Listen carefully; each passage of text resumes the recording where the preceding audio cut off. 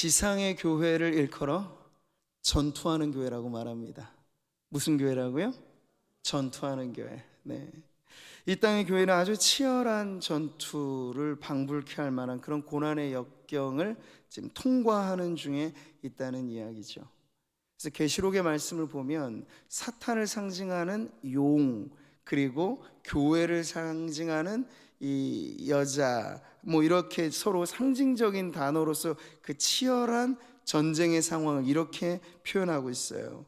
용이 자기가 땅으로 내쫓긴 것을 보고 남자를 낳은 여자를 박해하는지라. 이 상징적인 언어이긴 합니다만 이것은 아주 오래전부터 거슬러 올라가자면 아담이 범죄한 이후 이제 뱀의 후손, 여자의 후손의 상호 간의 긴장과 싸움이 끊이지 않을 것에 대한 주님의 그 말씀으로부터 구약 시대에는 이스라엘 민족에게 아주 가혹한 박해가 있었죠. 신약 시대에 이르러서 이제 영적인 아브라함의 자손으로 불리는 교회 역시도 그러한 박해 속에서 계속해서 전진에 오면서 오늘 우리 구미 상모교회 21세기의 현대교회 자리까지 오게 된 것입니다. 그러니까 인류의 역사를 누군가 도전과 응전의 역사라고 말했다면 교회의 역사도 마찬가지예요. 사탄은 끊이지 않고 교회를 위협합니다. 그러니까 여러분, 지금 세상이 우리를 불편하게 하거나 박해하거나, 지난 오후 찬양 예배 때 잠시 보여드렸죠. 2021년 기준에 여전히 기독교 박해 지도라고 하는 건 엄청납니다. 극심한 박해를 받고 있는 성도들만 자그마치 3억의 수가 넘어요. 지금도 하루에도 이 기독교 박해를 통해서 순교하며 죽어가는 성도들은 지금 끊이지 않는 그러한 시대를 우리가 살아가고 있다는 것이죠. 그 양상은 여러분, 우리 주님 다시 오실 때까지 줄어들기보다는 더 극심해질 것이 분명 우리가 예상하는 바입니다. 자, 교회는요 이렇게 풍랑 위에 떠 있는 배와 같아요. 자, 그래서 그냥 순풍에 돛단 듯이 이렇게만은 아닐 것입니다. 교회의 이 거친 파도를 여러분 이겨내면서 믿음의 항해를 해 나아가는 것이 여러분 교회입니다. 그러니까 그 교회 위기에 강한 모습을 가져야 한다는 게 너무나 분명하죠. 우리가 이 항해에서 전복되거나 파손되지 않으려면 다른 방법은 없어요. 계속해서 그 맞바람도 이겨내면서 소원의 항구에 이르도록 이 믿음의 항해가 중단됨 없이 이어져야 될 줄 믿습니다. 자, 오늘 우리는 위기에 강한 교회, 바로 초대교회의 모습을 살펴보면서 오늘도 여전한 어려움과 고난 속에 우리 구미 상모교회도 바로 그런 교회, 위기에 강한 교회가 되기를 바랍니다. 무슨 교회라고요? 위기에 강한 교회요. 자, 오늘 말씀을 보시면 성령 강림으로 개막된 이 초대교회가 얼마 지나지 않은 시점의 사건을 보여주고 있습니다. 그러니까 초대교회는 그 시초에서부터 박해, 아주 모진 핍박을 받아왔다는 걸 우리는 알아야 합니다. 사도들은 예수님의 이름을 전한다는 것만으로 위협을 받았고 옥에 갇히기도 하였습니다. 우리 주님처럼 채찍질을 당하며 능욕을 당한 것이 바로 초대교회에서부터 출발된 기독교 박해의 역사였습니다. 자, 근데 그럴지라도 사도들은 능욕받고 채찍질 당하고 고난당하는 것을 부끄러워하지 않았다는 데서 큰 차이가 있어요. 그걸 수치로 여기지 않았어요. 오히려 사도들은 그 이름을 위하여 능욕받는 일에 합당한 자로 여기심을 기뻐하면서, 어떻게 했다고요? 기뻐하면서 공회 앞을 떠나니라. 자기들을 조롱하고 모욕하고 핍박하는 세상 앞에서 오히려 사도들은 내 이름을 위하여 세상이 너희를 핍박하거든 기뻐하고 즐거워하라 하신 그 말씀을 떠올리면서 오히려 기뻐하는 그런 모습을 보여주고 있습니다. 여러분, 스데반 집사님이 순교한 이후에 박해는 더 거세져서 교회가 뿔뿔이 흩어지는 자리에까지 나아갔죠. 근데 하나님께서는 그것까지도 어떻게 사용하시느냐, 복음이 예루살렘에만 머물지 않고 유대와 사마리아와 온 땅으로 흩어지는데 하나님께서 선교의 역사를 불일 듯 일으키시는 기회로 역전시키셨죠. 그래서 일어난 교회가 이방인의 교회의 선두주자인 안디옥 교회가 바로 그렇게 일어난 겁니다. 이게 오늘 우리가 읽은 본문 말씀 이전에 계속해서 일어나는, 교회는 성장, 확장되는데 그 과정에 무엇이 있다고요? 교회를 핍박하고 박해하는 그런 거센 그런 풍랑 속에서 교회가 확장해 나아가는 모습을 보여주고 있는 거예요. 자, 오늘 보면 그 피바람이 부는 현장이 다시 한번 교회를 옥죄는 그런 모습을 이렇게 보여주고 있죠. 그때 헤롯 왕이 손을 들어 교회 중에서 몇 사람을 해하려 하여 요한의 형제 야고보를 칼로 죽이니. 네. 자, 여기 등장하는 헤롯 왕은요, 예수님 당시에 이렇게 분봉왕으로 있었던 헤롯 대왕하고는 다른 그 왕가의 이제 손잡버린 헤롯 아그리파 1세입니다. 그러니까 지금 그의 가문은 그 할아버지, 아버지, 지금 이 헤롯 아그리파 1세, 이름은 다 성경에는 헤롯이라고 통칭되어져 있는 이 헤롯 가문은 기독교 신앙의 아주 철천지 원수와 같은 그러한 역할을 해왔어요. 아주 반기독교적인 정서를 가지고, 또 세상에서는 정치적인 성공을 하려면 어떻게 해야 됩니까?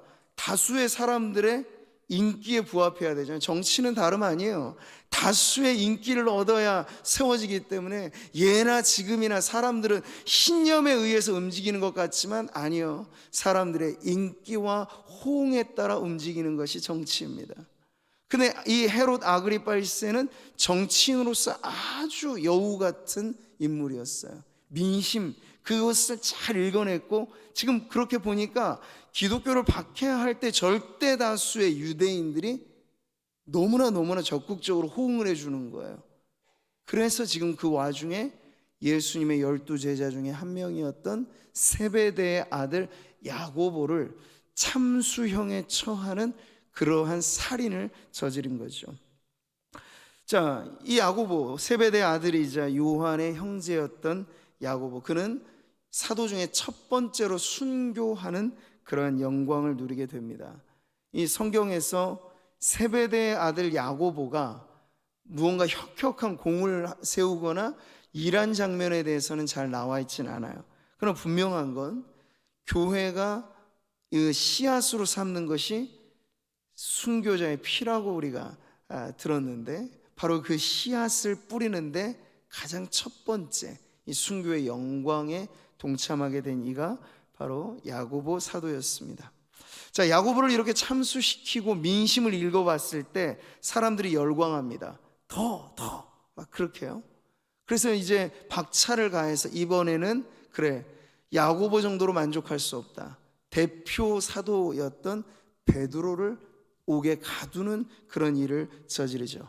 그리고 가장 극적으로 민심을 동요시킬 수 있는 타이밍을 포착한 것이 무교절이라고 하는 절기, 그 6월절에 온 사방에 흩어졌던 디아스포라 유대인들이 모여드는 그 시기에 지금 헤롯은 광란의 퍼포먼스를 계획하고 있었어요. 바로 그날에 이 베드로를 잡아 죽이려는 계획을 갖고 그를 지금 옥에 가두어 둔 상태이죠.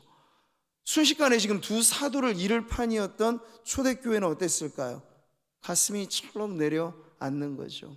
야고보 사도를 그렇게 떠내보낸 것도 마음에 큰 고통이었는데, 이제 예루살렘 교회 수장격이었던 베드로마저 잡혀 들어가서 언제 죽을지 모를 그런 위기에 처해 있을 때 교회가 얼마나 여러분 마음 가운데 두려움을 가졌을지 우린 충분히 예상할 수 있습니다. 자, 이런 상황에서 진정 순교자의 흘린 피가 교회의 씨앗이 될 것인가, 이것이 정말 긴장 어린 순간이겠죠. 근데 우리가 알아야 될 것은요, 자동적으로 그런 일이 벌어지지는 않는다는 거예요. 보십시오. 예수님의 십자가 고난의 현장에 제자들이 똘똘 뭉쳤습니까? 아니요, 오히려 흩어졌어요. 두려움의 주랭랑을 쳐버렸어요. 그러니 그냥 가만히 우리가 앉아 있어도 누군가 순교의 피를 흘리면 그냥 저절로 교회가 세워지겠거니 천만의 말씀이요, 그런 일은 일어나진 않아요. 순교의 피만 필요한 게 아니라 순교의 피는 못 흘릴지언정 기도의 눈물을 흘리는 교회가 있어야 여러분, 누군가의 희생이 하나님께서 그것을 씨앗 삼아 생명을 만들어 내신다는 걸 여러분 잊지 마시기를 바랍니다. 그러니까 중요한 건 교회가 어떻게 대응하느냐는 거예요. 위기와 어려움의 순간에 교회가 어떻게 대응하느냐, 성도로서 우리가 어떻게 대응하느냐가 정말 중요한 문제죠. 예수님 말씀을 다시 한번 기억해 보세요. 시험에 들지 않게 깨어서 기도하라. 깨어서 기도하면 모진 박해와 핍박도 오히려 교회를 연단시키는 여러분 그런 연단이 될 것입니다. 자, 교회가 환난과 핍박 앞에서 깨어 기도하는지의 여부가 그래서 너무나 중요한 거예요. 교회를 위협하는 위기가 오히려 교회를 단련시키는 기회가 된다는 건 자동적으로 아니라 시간이 사람을 만들어주고 세월이 인생을 무르익게 하는 게 아니고 하나님의 은혜 받아 지나는 세월 속에 우리의 신앙은 깊어지는 법입니다. 교회도 마찬가지예요. 단단해지려면 환난은 피할 수 없어요. 근데 환난 자체가 우리를 단단하게 만드는 게 아니고 기도하지 않으면 박살납니다. 기도하지 않으면 시험 가운데 성도는 깨어집니다. 사탄은 그렇게 호락호락한 존재는 아니에요. 우리가 기도하고 믿음에 깨어있지 않는데도 사단을 우리가 막 이겨낼 수 있다, 그러지 않아요. 깨어 기도하는 교회야말로 여러분 환난을 딛고 오히려 더 단단한 대나무의 마디 위에 또 하나 곧게 성장이 일어나는 것처럼 바로 그렇게 저는 그래서 코로나 뚜껑이 닫히고 이 이후에 지금은 다 모릅니다. 지금은 다 결판 나지 않아요. 그러나 그 이후에 더 극명하게 갈릴 것입니다.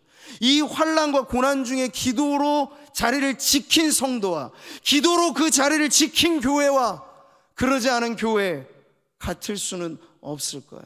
그러니 여러분, 지금 우리는 이 와중에 있을 때 위드 코로나 시기가 우리에겐 여전히 너무나 중요한 시기라고 하는 걸 잊지 마시기를 바랍니다. 자, 여러분, 어떤 교회가 강한 교회인가? 기도하는 교회가 강한 교회예요. 교회 전투력은 다름에 있지 않아요. 수에 있지 않아요. 수만 많으면 뭐합니까? 기도할 줄 모르는 교회는 오합지졸밖에 안 돼요. 안 돼요. 그러나 수가 적더라도 그 적은 수의 무리가 초대교회 성도들처럼 기도의 전투력이 각각 다 높은 그러한 기도의 용사들이라면 얘기는 달라지죠. 차이는 거기에 있습니다. 여러분 보세요.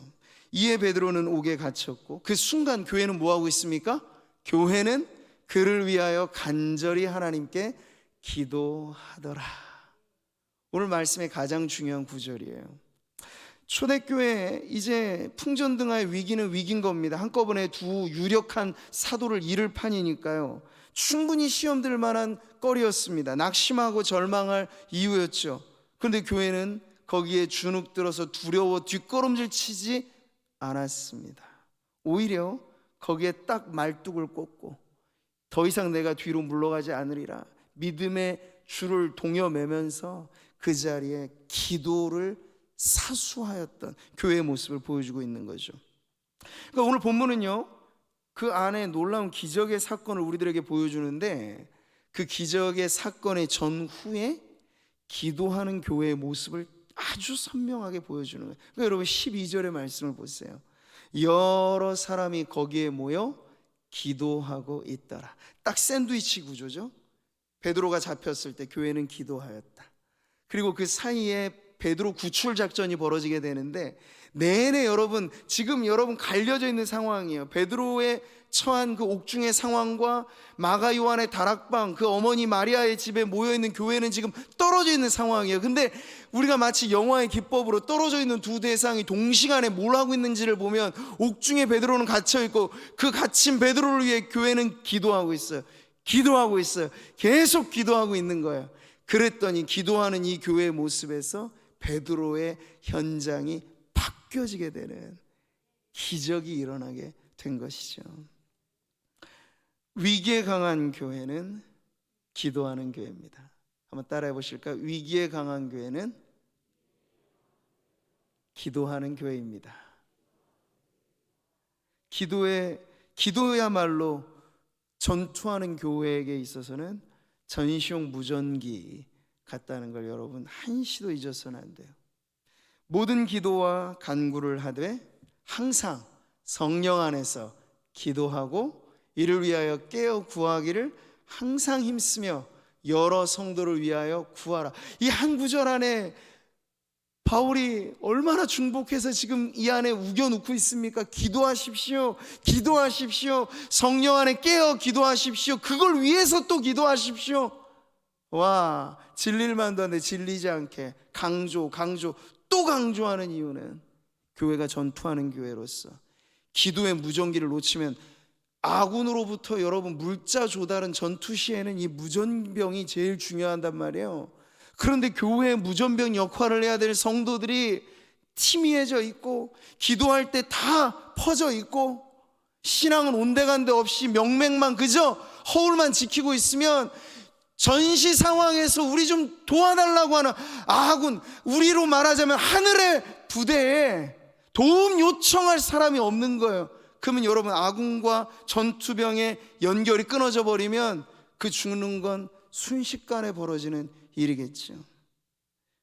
여러분 우리의 기도가 그냥 아이들이 서로 소꿉장난할 때 갖고 노는 장난감 전화기 정도로 생각하시면 안 돼요. 이건 엄청난 위력이 있는 것입니다. 지원에 요청하는 전시용 무전기. 그래서 교회가 이런 믿음을 가지고 기도해야만, 그러니까 이런 믿음을 가지고 기도해야만 이 기도가 강력한 무기가 될 수 있을 것입니다. 초대교회가 바로 그런 교회였습니다. 그들은 지도자를 잃을 판이었지만 그렇다고 오합지졸이 되지 않았어요.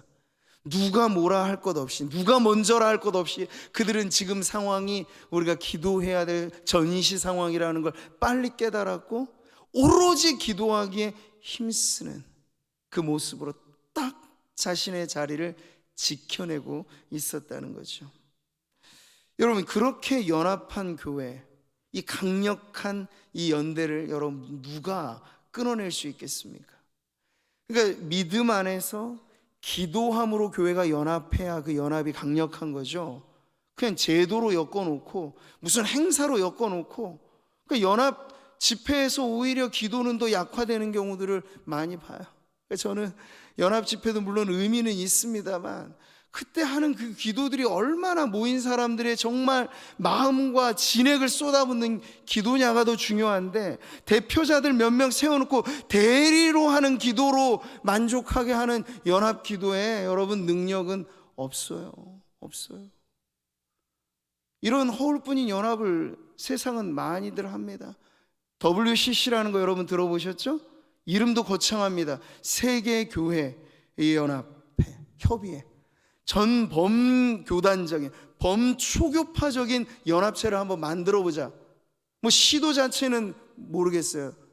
그 자체는 좋았다가 할지 모르겠지만 결국 되어지는 형국을 보니까 거기에 예수 절대 믿음은 다 빠져버렸어요. 그러니까 세계교회협의회라고 하는데 불상 갖다 놓고 예배하고 별의별 종교 다 하나님은 선하신 분, 사랑의 하나님이니까 여러 종교에도 구원의 길은 있을 겁니다. 이런 소리나 하고 있어요. 그 연합체에는. 거기에 여러분 강력한 연합이 이루어질 수가 없는 것이죠. 그러니까 우리는 세상을 향, 그러면서도 그들은 말하기를 교회가 무언가 발언권을 가져야 된다. 환경 문제니 정치 문제니 뭐 분쟁의 문제니 하는 것에서 전 범교회적인 발언을 해야 된다, 이런 이야기들을 하고 있는데 착각하는 거죠. 그런 대표적인 교회의 발언이 세상을 바꿀 거라 착각하고 있는 거예요. 근데 여러분 교회가 가질 수 있는 가장 강력한 발언권이 뭔지 아셔요? 기도입니다. 네. 세상에 대해서 기자회견 벌여놓듯 딱 모아놓고, 야, 이제 우리는 이런 것을 선언합니다, 이래야 될 줄 압니다. 세상에 암만 이야기해보세요. 귀가 먹어 있어서 듣지 못하는 세상에게 아무리 인간적인 소리를 떠들어댄들 들리기야 하겠습니까? 그럴 일도 없어요. 그런데 여러분, 기도는 강력한 것입니다. 기도는 하나님의 역사를 일으키는 것이죠. 하나님이 역사하실 때 귀먹은 세상에 그 귀를 열어주십니다. 세상이 바뀌어지는 방법은 바로 거기에 있어요. 우리는 그런 믿음을 갖고 기도해야 됩니다. 세상을 향한 강력한 발언권은 교회가 기도하는 것이다. 기도보다 강력한 외침은 없다 하는 이 믿음을 가지고 우리가 이렇게 금요 철야 자리를 사수하는 것, 저는 이것이 이 지역을 살리는 시간이고, 여기서부터 기도하는, 마치 성전 문지방에서 스며 나오는 생명의 물줄기처럼 우리가 여기서 기도할 때 여러분, 그 기도의 파워가, 기도의 능력이 어두운 세상을 주름잡듯 타는 이 세상의 공중의 권세 잡은 자, 그 휘하에 있는 어둠의 세상 주관자들, 그들의 악한 도모를 깨고 하나님의 나라의 역사를 일으키게 하는 그런 능력이 될 줄 믿습니다.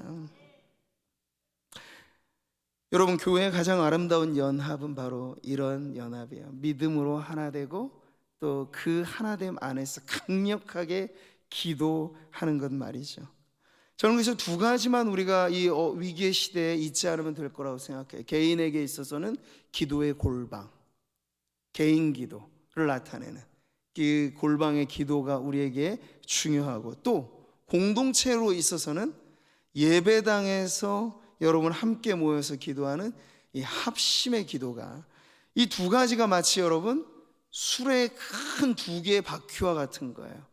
그래서 개인의 골방 기도와 공동체 합심 기도가 서로 균형을 이루어 가게 되면요, 절대 교회의 역사는 빠꾸가 없습니다. 후진은 없습니다.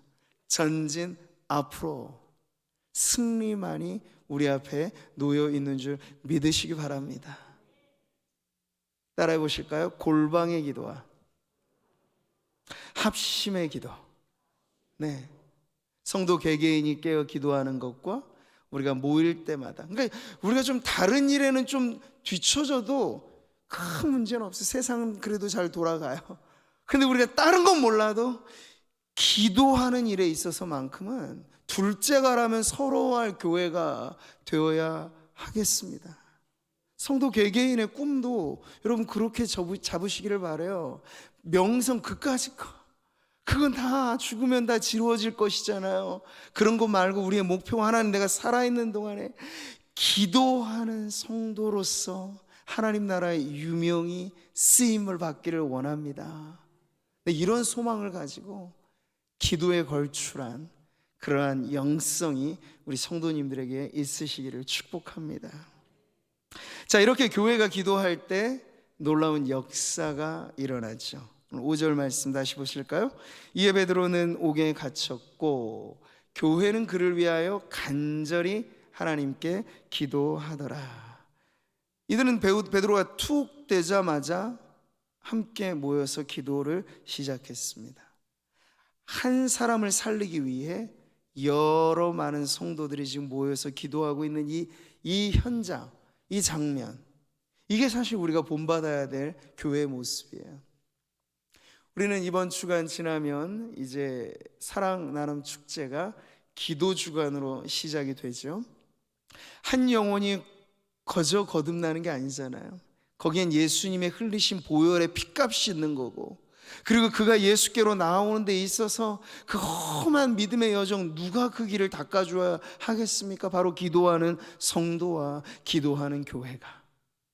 그러니까 영혼의 탄생이라고 하는 것은 예수님의 피값도 당연히 제일로 중요하지만 또 하나 필요한 건 해산의 진통처럼 우리가 기도를 통해서, 마치 한나가 생명을 잉태하기 위해서 그렇게나 간절히 기도했던 여인 한나와 같이 우리가 기도한다는 것, 한 영혼을 살리기 위한 교회의 최선의 방법인 줄 믿습니다.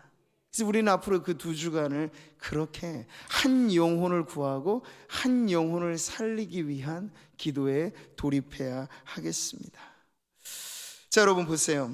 헤롯이 잡아내려고 하는 그 전날 밤에 이제 서슬퍼른 칼날로 2번째 참수형을 하려고 지금 헤롯은 만반의 준비를 하고 있습니다. 이 극적인 타이밍이라고 하는 건 바로 이것이에요.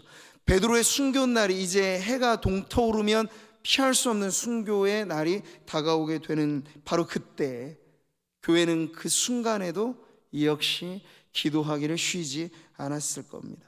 자, 그러니 여러분 바로 그 타이밍에 가장 짙은 어둠의 순간이 여러분 새벽 동터오를 때라는 걸 아시죠?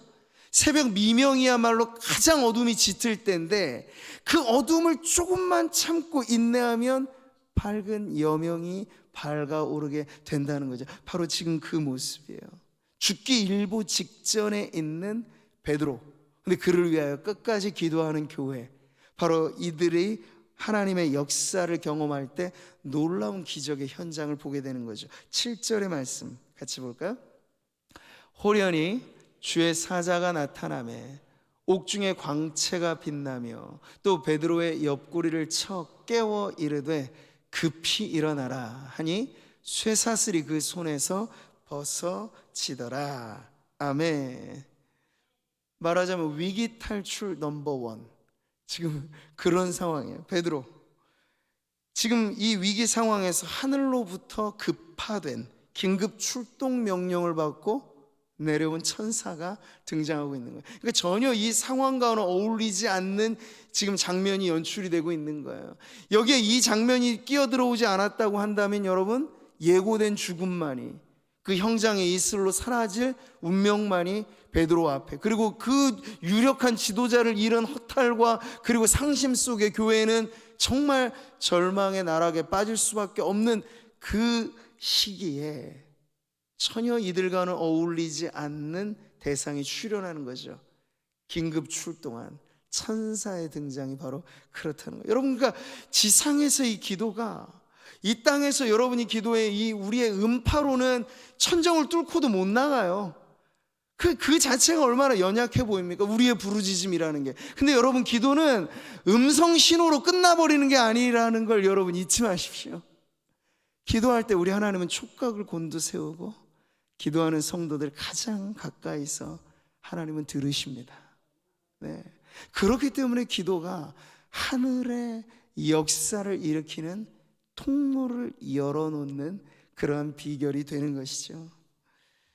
자, 여러분, 이런 기적에 관해서 오늘 본문은요 절대 이것을 우연의 결과로 말하지 않고 있어요.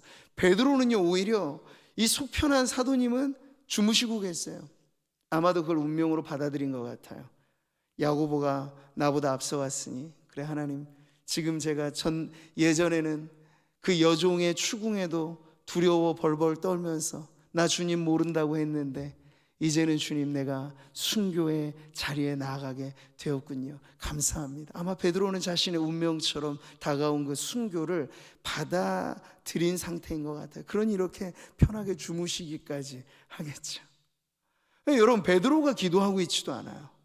그런데 여러분, 베드로를 위해서 시작부터 줄곧 이 사건의 종지부가 찍혀질 때까지 줄곧 기도했다. 아마 오늘날로 말하면 교회는 릴레이 기도와 같은 기도를 했을 것 같아요. 거기 금식하는 성도들이 없었겠습니까? 아마 이 곡기를 끊고 기도하는 성도들도 있었을 거예요. 24시간 내가 이 기도의 자리 지켜야지. 우리 베드로 사도에게 놀라운 하나님의 구원의 역사가 일어날 때까지 나는 기도하는 자리를 일어나지 않을 거야. 그렇게 결심한 성도는 왜 없겠습니까?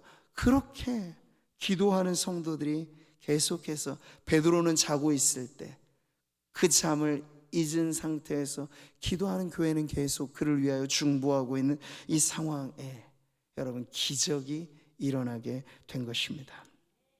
근데 베드로는요 이것을 경험하면서도 자기가 기도했던 내용이 아니니까 자기는 순교를 받아들일 마음을 갖고 있었어요.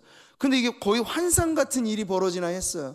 갑자기 이 오간에, 이 어두침침하고 습기 많고 죽음의 그림자가 드리워진 그 오간에 광채가 빛나는 거예요.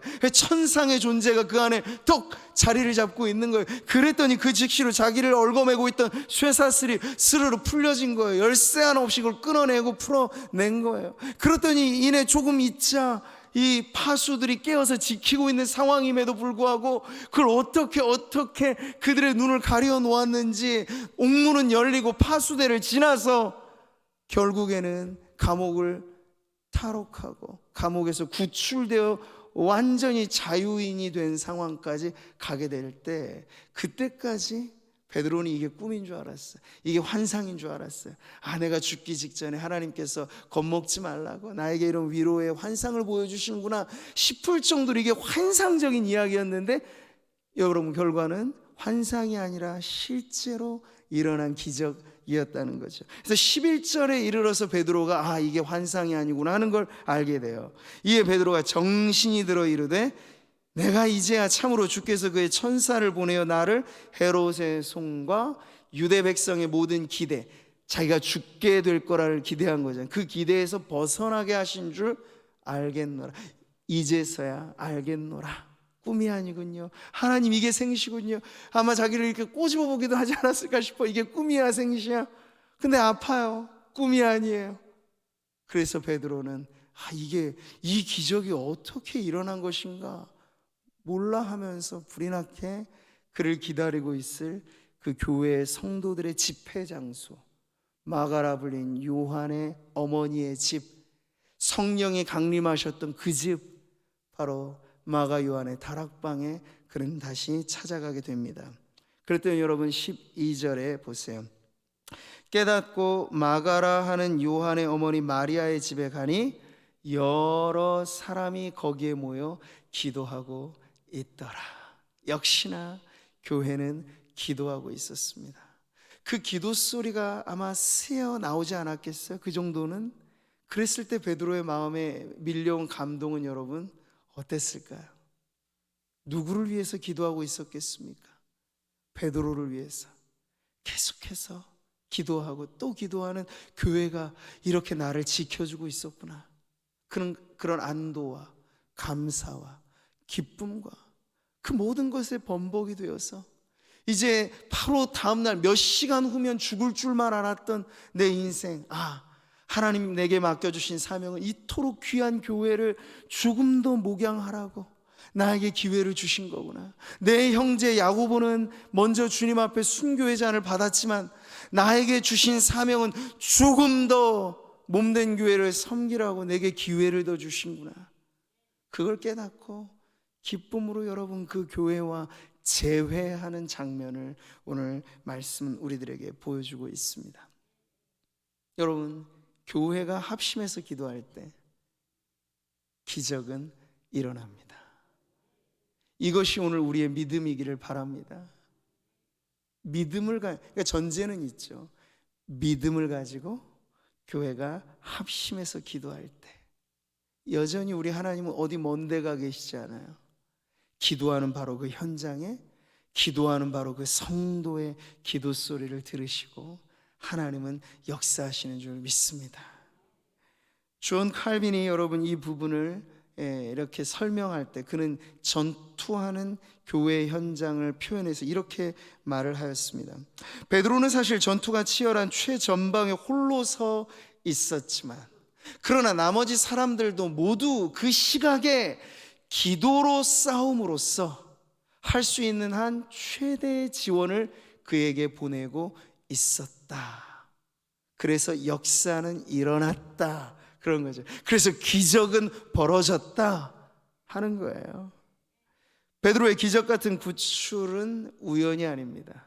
바로 교회의 간절한 기도가 이 하늘의 구출 작전의 시작이요 마침에 있었다는 걸 보여주면서 하나님은 우리에게도, 우리가 이 땅에 위기에 처한 교회이지만 풍랑이는 바다 위를 항해하는 교회와 같지만 그 때문에 주눅들고 그 때문에 뒷걸음질 치는 것이 아니라 그 때문에 교회가 합심해서 기도한다면 여러분 기적은 일어나는 줄 믿습니다. 오늘 우리의 본문을 말씀을 통해서 우리는 합심 기도라고 하는 그것이 얼마나 강력한 능력인가 하는 걸 배우게 됩니다.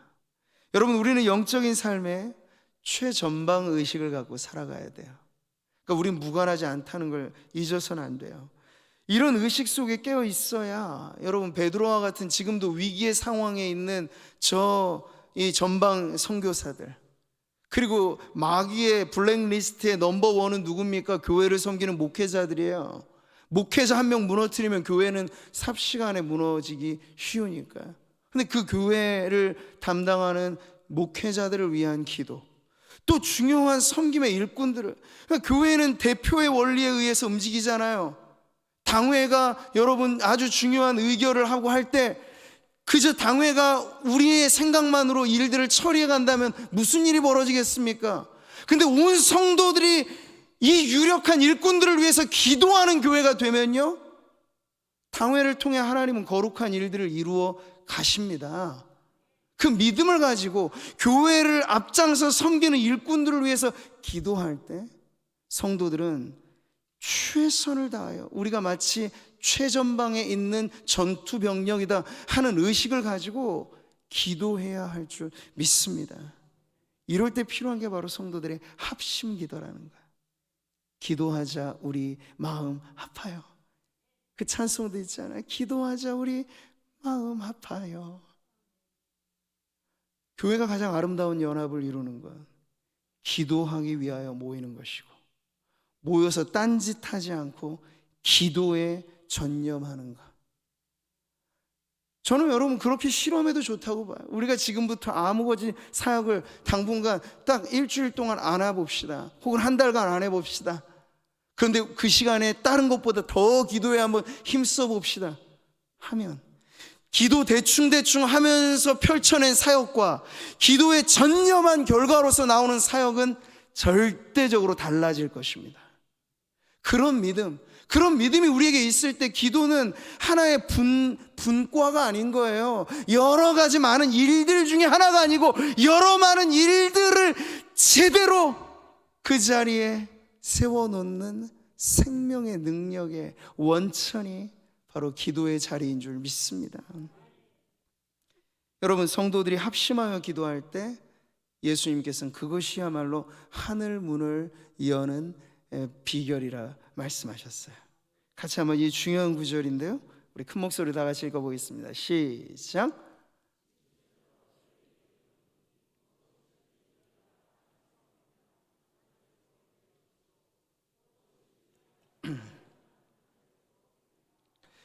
진실로 다시 너희에게 이르노니 너희 중에 두 사람이 땅에서 합심하여 무엇이든지 구하면 하늘에 계신 내 아버지께서 그들을 위하여 이루게 하시리라. 두세 사람이 내 이름으로 모인 곳에는 나도 그들 중에 있느니라. 아멘. 합심 기도의 능력이 바로 이와 같다는 거예요. 여긴 여러분 최소 정족수로 두 사람 정도로도 족하다고 말씀하셨는데, 근데 여러분 그러한 수라면, 정말 믿음 가진 성도가 2명이 아니라 3명이면 그야말로 그건 다다익선이죠. 믿음 가진 성도가 10명에 모여있다면 그건 더 좋은 일이죠. 믿음 가지고 있는 성도가 100명이나 모였다면 그건 더 강력해지지 않겠습니까? 그러니까 결국 수의 문제는 아니지만 믿음의 본질에 있어서 교회가 거룩한 연합을 이루는 만큼 그 기도의 능력은 더 강력해질 것이 너무나 분명하다는 것이에요. 자, 여러분 보세요. 교회가 모여 기도할 때 쇠사슬이 풀리고, 교회가 모여 기도할 때 옥문이 열리고, 교회가 모여 기도할 때 죽을 인생이 살아나는 이런 기적이 일어나게 되었습니다.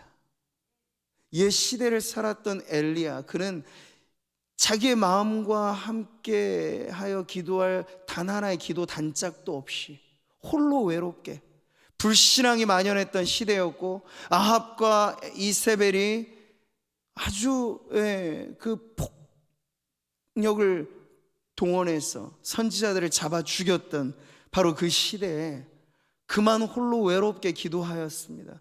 하지만 하나님께서 그 한 선지자의 기도 소리에도 주님께서 역사하시지 어떻습니까? 닫혀진 하늘의 문은 열려졌습니다. 근데 주님은 더욱더 우리에게 확실한 보증을 해주시는 거예요. 두 사람이 내 이름으로 합심하여 기도하면, 곧 교회가 공동체를 이루어 합심하여 기도하면 무엇을 매든지 이 땅에서만 끝나지 않을 거다. 너희가 땅에서 매면 하늘에서도 매어질 것이고 땅에서 풀면 하늘에서도 풀려질 것이다. 할렐루야. 기도는 결코 이 땅의 이야기로 끝나지 않습니다. 기도는 하늘의 문을 여는 열쇠입니다. 교회가 믿음으로 하나 되고 온 성도들이 하나님의 뜻대로 기도할 때, 같이 한번 읽어보시죠. 교회의 합심 기도를 통해 지금도 하나님은 기적 같은 역사를 일으키십니다. 할렐루야. 자, 오늘 말씀을 통해서 저는 우리 교회 안에 이 합심 기도의 능력이 더욱더 충만해지기를 바랍니다. 이따금 계속 교회에 오실 때마다 교회 외관이 막 바뀌어지죠. 밤에 오시면 잘 구분이 안 되실 텐데 요 아래 뚱치로 엄청나게 많은 변화가 막 하루가 다르게 일어나고 있습니다. 밑에 층은요, 아마 이제 지금 공사 현장에서 성도님들은 내려가 보실 수가 없기 때문에 모르시는데, 기대하시라 개봉박두. 이제 곧 있으면 이 지하 1층 공간이 아주 획기적으로 지금 새 단장을 하고 있습니다. 근데 저는 보는 거예요. 정말 이렇게 우리가 조금만 손을 대도 이 외형의 공간이라고 하는 건 이렇게나 바뀌기 쉬운 거구나.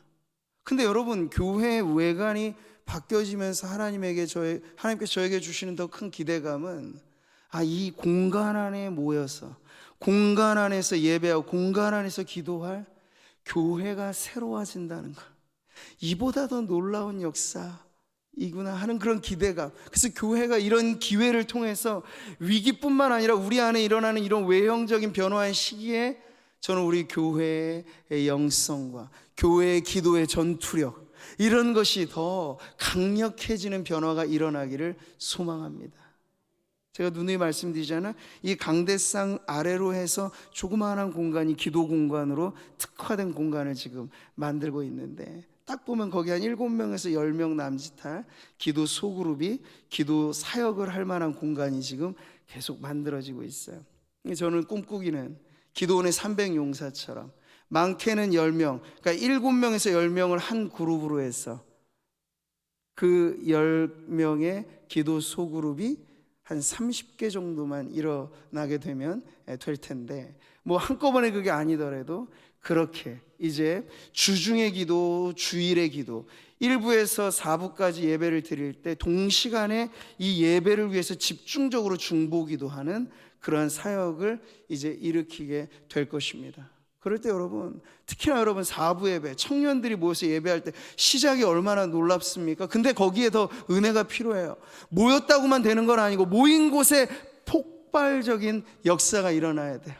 청년들이 예수께 돌아오고 주님을 만나서 뒤집어지는 역사가 일어나야 돼요. 근데 그게 저절로는 안 될 것입니다. 눈물 뿌려 기도하는 부모들의 기도가 필요합니다. 바로 그렇게 우리 주일학교를 위해서도 그냥 가만히 여러분 주일학교가 부흥할까요? 자동 버튼 하나 누르면 그럼 얼마나 손쉽고 좋겠어요. 근데 그런 법은 없습니다. 누군가 눈물의 씨앗을 뿌려야 기쁨의 단도 거둘 것이기에, 우리가 기도의 그룹으로 이제 이 코로나 시기 그 이상의 어려움이 와도 여러분, 우리가 안전하게 기도의 사역을 구축하고 해나가는데 결코 걸림돌은 없을 것입니다.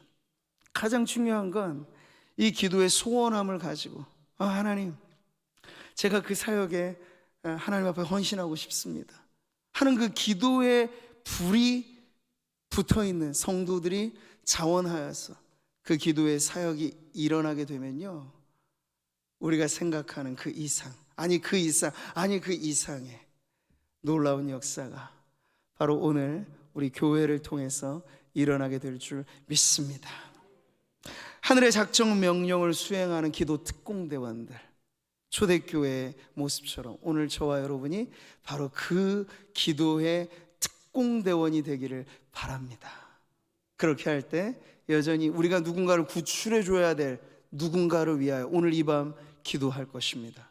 오늘 우리가 이 지역을 위해서 기도할 것이고, 오늘 우리가 이 민족을 위해서 기도할 것이고, 오늘 우리가 우리의 가정을 위해서 기도할 것입니다. 근데 기도의 특공대원들이 모여 합심해서 기도 불꽃이 타오르는 이곳에서 하나님께서 역사하셔서 우리 기도가 뻗어나가는 곳곳마다 하나님의 놀라운 일들이 일어나게 될 줄 믿으시기 바랍니다.